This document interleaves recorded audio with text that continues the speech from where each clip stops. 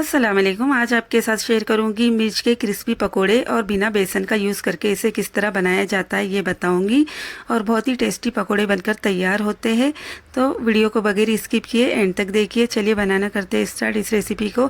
इसे बनाने के लिए मैंने यहाँ पर बड़ी साइज़ के मिर्च ले लिए हैं। 250 ग्राम मिर्चें है ये। इसकी मैंने अंदर से बीजे निकाल ली है। पहले कट लगा लिया था और फिर अंदर से चम्मच की मदद से बीजे निकाल ली है।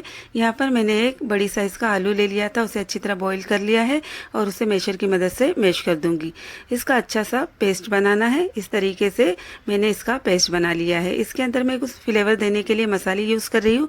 1 टीस्पून नमक डाल दूंगी इसके अंदर, 1 टीस्पून ज़ीरा पाउडर। अगर ज़ीरा पाउडर ना हो तो आप 1 टीस्पून साबुत ज़ीरा भी यूज़ कर सकते हैं। तो यहाँ पर इसे डाल दिया है। आधा टीस्पून काली मिर्च का पाउडर इसके अंदर डाल दूंगी और फिर 1 टेबल स्पून सफ़ेद तिल इसके अंदर यूज़ कर रही हूँ।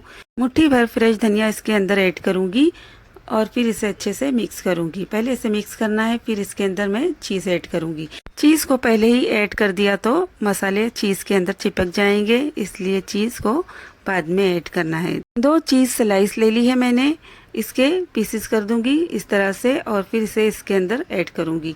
आप चाहे तो मोज़रेला या और कोई भी चीज़ इसके अंदर ले सकते हैं या बगैर चीज़ के भी आप बना सकते हैं। दोनों स्लाइस को मैंने आलू के मिक्सर में अच्छी तरह डाल दिया है पीसेस बना के और फिर इसे अच्छी तरह मिक्स करूंगी।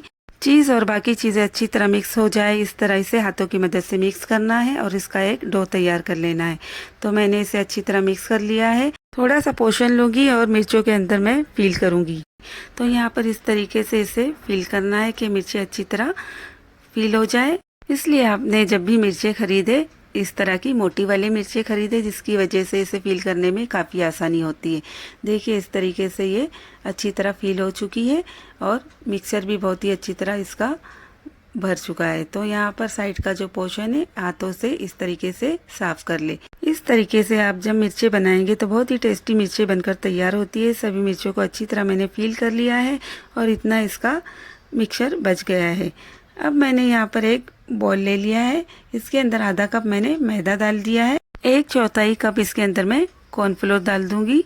1/4 टीस्पून इसमें नमक डाल देती हूँ और इसे डालने के बाद मैं इसे अच्छी तरह मिक्स करूँगी ताकि सभी मिक्सर अच्छी तरह मिक्स हो जाए। तो इस तरीके से इसे मिक्स करना है और इससे थोड़ा थोड़ा पानी डालकर इसका एक बैटर तैयार करना है। तो यहाँ पर मैंने 1 कप पानी ले लिया है और इसे थोड़ा थोड़ा करके ही इसके अंदर डालूंगी, क्योंकि पानी एक साथ डालने से बैटर ज़्यादा पतला भी हो सकता है। इस तरीके से इसमें थोड़ा थोड़ा पानी डाल के मैंने इसका एक अच्छा बैटर तैयार कर दिया है। पूरे बैटर को बनाने में मैंने 1 कप पानी का यूज़ किया है।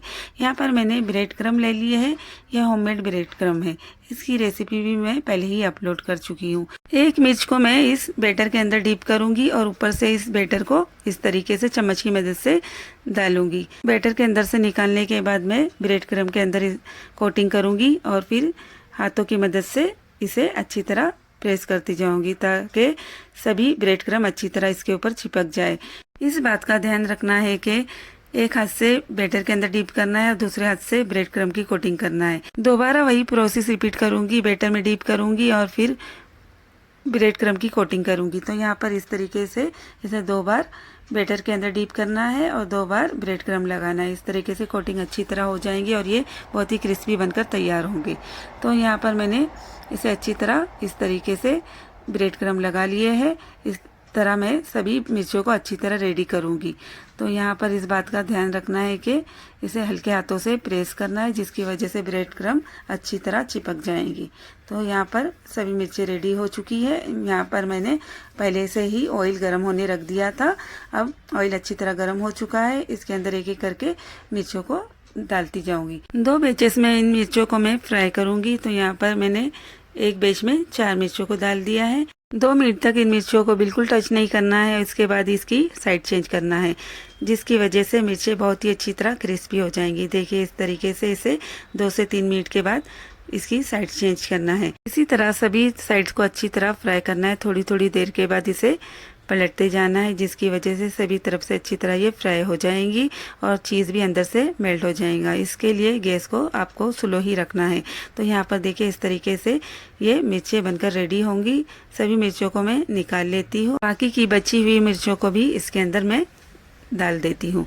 तो इस तरीके से सभी मिर्चों को मैंने अच्छी तरह फ्राई कर लिया है। इसे मैं निकाल लूँगी किसी टिश्यू पेपर के ऊपर। तो यहाँ पर इस तरीके से बहुत ही आसानी के साथ ये बिना बेसन के आप बना सकते हैं। बहुत ही अच्छी मिर्चें बनकर रेडी हुई है और बहुत ही ये क्रिस्पी बनी है। इसी के साथ मैंने एक इमली और गुड़ की चटनी भी बना ली है। आप चाहे तो टोमेटो सॉस वगैरह के साथ भी इसे खा सकते हैं। चलिए इन मिर्चों को मैं कट करके देखती हूँ। तो यहाँ पर मैंने एक मिर्च ले ली है, चाकू की मदद से इसे कट कर लिया है। तो देखिए ये अंदर से भी बहुत ही चीज़ी बनकर रेडी हुई है और बाहर से भी ये क्रिस्पी बनी है। वीडियो पसंद आई तो चैनल को लाइक कर दे, वीडियो को सब्सक्राइब कर दे और बेल आइकन को भी प्रेस कर दे ताकि आने वाली वीडियो की नोटिफिकेशन आपको मिलती रहे। मिलते हैं फिर नेक्स्ट रेसिपी में।